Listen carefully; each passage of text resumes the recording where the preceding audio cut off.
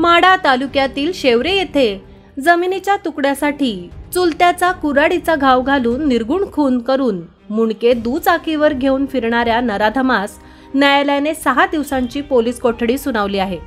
यातील दुसरा आरोपी असणाऱ्या त्याच्या भावालाही पोलिसांनी आज अटक केली असून त्याला देखील 6 दिवसांचीच पोलीस कोठडी देण्यात आली आहे। सोलापूर जिल्हा हादरून सोडणाऱ्या या धक्कादायक प्रकारामुळे जमिनीच्या तुकड्यासाठी किती टोकाचं वाद होऊ शकतात हे महाराष्ट्राला पाहायला मिळालं।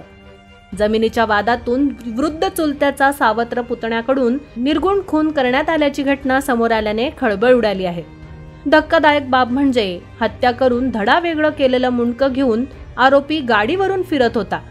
त्याचवेळी पोलिसांनी त्याला बेड्या ठोकल्या। या घटनेने सोलापूर जिल्हा हादरून गेला आहे।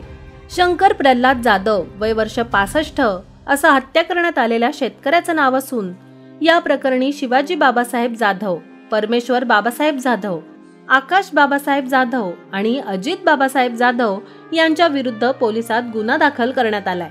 तर या प्रकरणात अटक करण्यात आलेल्या दोनही आरोपींना पोलिसांनी न्यायालयात हजर केलं असता त्यांना 6 दिवसांची पोलीस कोठडी सुनावण्यात आली आहे। अधिक माहितीनुसार सोलापूर जिल्ह्यातील माढा तालुक्यातील शेवरे या गावात शंकर जाधव हे राहत होते।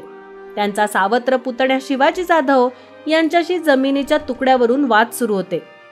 सोमवारी सकाळी 11 वाजता अशाच पद्धतीने पुन्हा वाद झाल्यावर पुतण्या शिवाजी बाबासाहेब जाधव याने कुऱ्हाडीने चुलत्याची मुंडके छाटून हत्या केली।